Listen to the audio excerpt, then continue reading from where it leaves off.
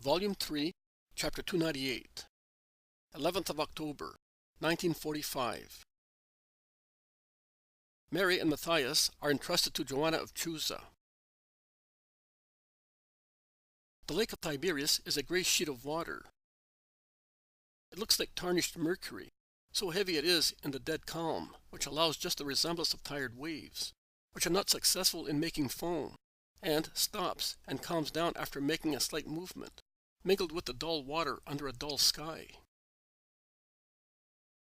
Peter and Andrew, James and John, around their respective boats on the little beach of Bethsaida, are preparing to sail. There is a smell of grass and wet earth, and a light mist on the green stretch towards Chorazin. November gloomliness lies heavy on everything. Jesus comes out of Peter's house, holding by the hands Matthias and Mary, whom Porphyria has tidied up with motherly care, replacing Mary's little dress with one of Margiam's. But Matthias is too small to have the same treatment, and he is still shivering in his little faded cotton tunic, so much so that Porphyria, who is always so full of pity, goes back into the house and brings out a blanket in which she envelops the child, as if it were a mantle. Jesus thanks her while she kneels down in taking leave, and then withdraws after kissing the two orphans once more. Just to have children, she would have taken these two as well, remarks Peter, who has been watching the scene, and who in turn bends to give the two children a piece of bread spread with honey, which he had aside under a seat of the boat. Andrew laughs at him and says, "You wouldn't, would you? You even stole your wife's honey to make these two happy." Stole? It's my honey. Yes, but my sister-in-law is jealous of it, because it is for Margiam. And since you are aware of that, last night you stole into the kitchen, barefooted like a thief, and took enough of it to prepare that bread. I saw you, brother, and I laughed, because you were looking like a child who is afraid of his mother's slaps. "You horrible spy," replies Peter, laughing and embracing his brother, who kisses him, saying, "My dear big brother." Jesus watches them and smiles frankly, standing between the two children who eat up their bread. The other 8 apostles arrive from Bethsaida. Perhaps they were the guests of Philip and Bartholomew. "Quick!" shouts Peter, and he embraces the two children together to take them to the boat without getting their bare feet wet. "You are not afraid, are you?" he asks them while he paddles in the water with his short, strong legs, bare to about a span above his knees. "No, sir," says the girl, but she clings convulsively to Peter's neck, closing her eyes when he puts her into the boat, which sways under Jesus' weight, who also gets into it. The little boy, who is braver, or perhaps more astonished, does not say one word. Jesus sits down, drawing the little ones to himself, and covers them with his large mantle, which looks like a wing stretched out to protect 2 chicks. They are all on board, 6 men in each boat. Peter removes the landing board. He pushes the boat farther out and jumps into it, imitated by James in the other boat.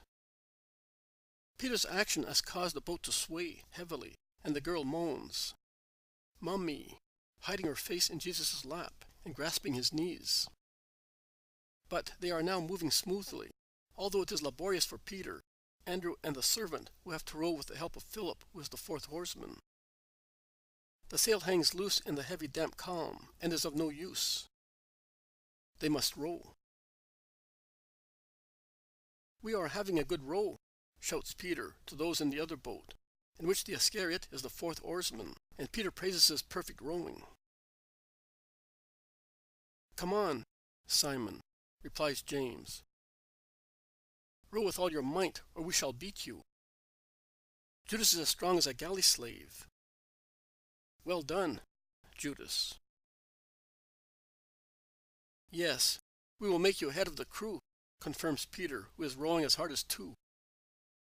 And he laughs, saying, But you will not succeed in beating Simon of Jonah's record. When I was 20 years old, I was already first oarsman in competitions among villages, and he joyfully gives the stroke to his crew. Heave-o! Heave-o! Their voices spread in the silence of the lake, deserted in the early morning. The children pluck up courage again. Their emaciated faces look up from under the mantle, one on each side of Jesus, who embraces them, and they smile faintly. They take an interest in the work of the rowers and exchange comments. "I seem to be going in a cart without wheels," says the boy. "No, in a cart on the clouds. Look, we seem to be walking in the sky. Look, we are climbing on a cloud," says Mary, when she sees the prow of the boat plunge into a spot which mirrors a huge woolly cloud. And she laughs faintly. But the sun dissipates the mist, and although it is a wan autumn sun, the clouds become golden, and the lake mirrors them, shining. "Oh, how beautiful! We are now going to a fire. How lovely!" exclaims the boy, clapping his hands. But the little girl becomes silent and bursts into tears. They all ask her why she is weeping. She explains, sobbing. "Mother used to say a poem, a psalm, I don't know, to keep us quiet, that we might be able to pray even with so much grief. And the poem mentioned a paradise, which will be like a lake of light, of a gentle fire, where there will be nothing but God and joy, and where all those who are good will go, after the Savior has come. This golden lake reminded me of it. My mummy." Matthias also is weeping, and everyone pities them. But Jesus' sweet voice rises above the murmur of the various voices and the moans of the little orphans. "Do not weep. Your mother brought you to me, and she is here now with us, while I am taking you to a mother who has no children. She will be happy to have 2 good children in place of her own baby, who is now where your mummy is. Because she wept, too, you know. Her baby died as your mother did." "Oh, so we are going now to her, and her baby will go to our mother," says Mary. "That is right. And you will be all happy." "What is the woman like? What is she? A peasant? Is she a good master?" The little ones are anxious to know. "She is not a peasant, but she has a garden full of roses, and she is as good as an angel. She has a good husband. He will love you as well." "Do you think so, Master?" asks Matthew, who is somewhat incredulous. "I am certain. And you will be convinced. Some time ago, Chuza wanted Marjam to make a knight of him." "Most certainly not," shouts Peter.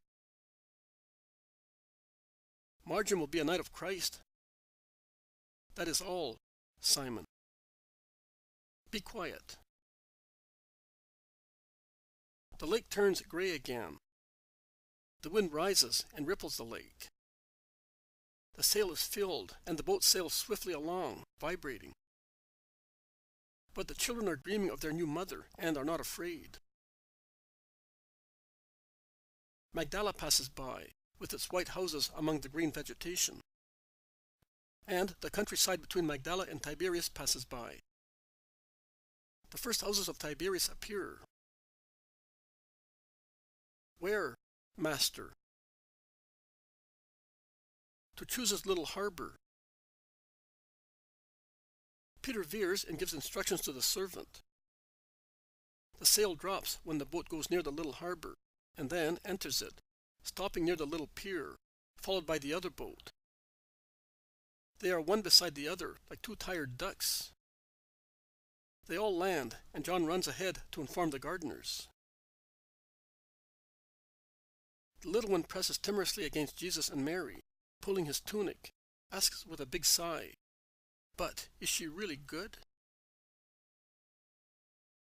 John comes back. "Master, a servant is opening the gate." Johanna is already up. "Very well. Wait here. I will go ahead." And Jesus goes away alone. The others watch him go, commenting on his action more or less favorably. There is considerable doubt and criticism. But from the place where they are, they can see only Chuza hastening towards Jesus.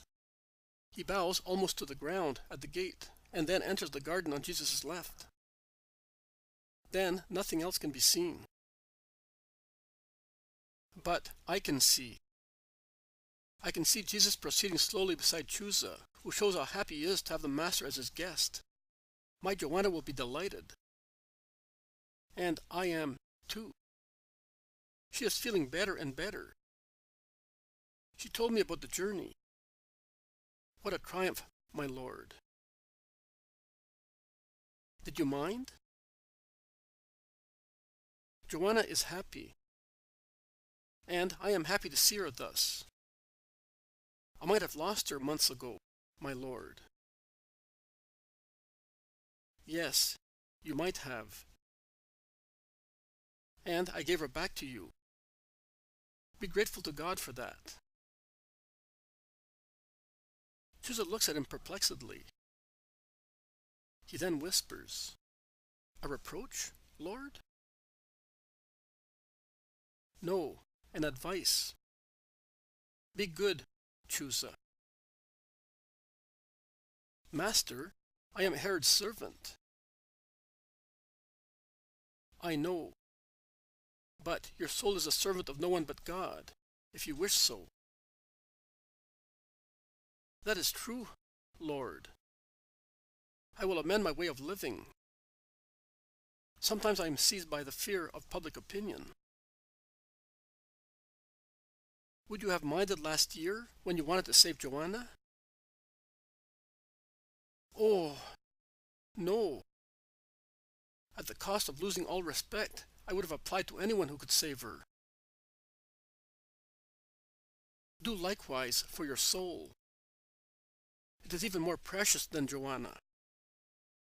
Here she is coming." They quicken their steps towards Johanna, who is running along the avenue to meet them. "My master! I did not hope to see you so soon. What kindness of yours has brought you to your disciple?" "A favor, Johanna." "A favor? Which?" "Tell us, and if we can, we will help you," they both reply together. "Yesterday evening on a desert road, I found two poor children, a little girl and a little boy. They were barefooted, ragged, starving, all alone, and I saw them being driven away, as if they were wolves, by a hard-hearted man.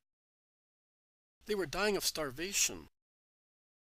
Last year, I gave so much wealth to that man, and he denied two orphans a piece of bread, because they are orphans. Orphans wandering on the roads of a cruel world. That man will receive his punishment. Do you want to receive my blessing? I am stretching my hand out to you, a beggar of love, for those orphans who have no home, no clothes, no food, no love. Will you help me?" "But, Master, why ask? Tell me what you want, how much you want. Tell us everything," says Chuza impulsively.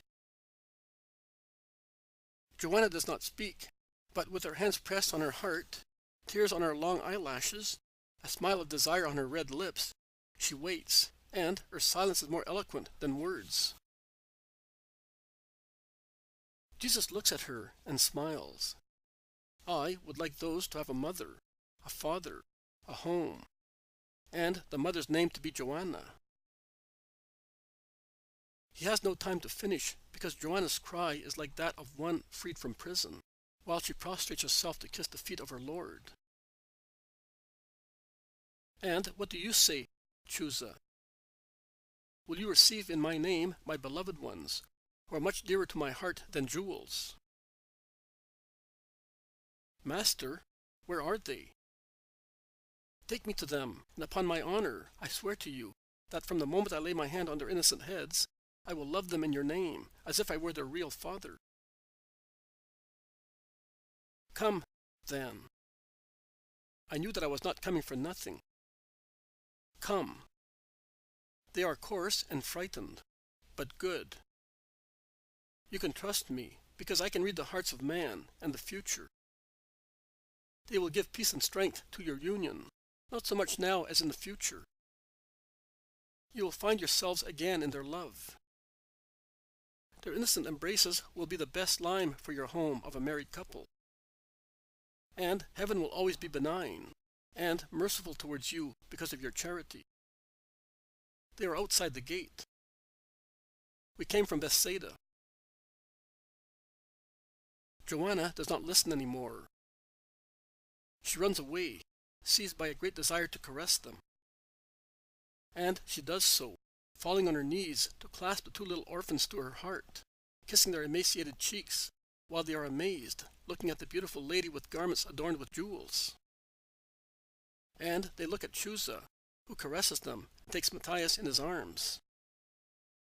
And they look at the beautiful garden and at the servants who gather round them. And they admire the house which opens its halls full of riches to Jesus and his apostles.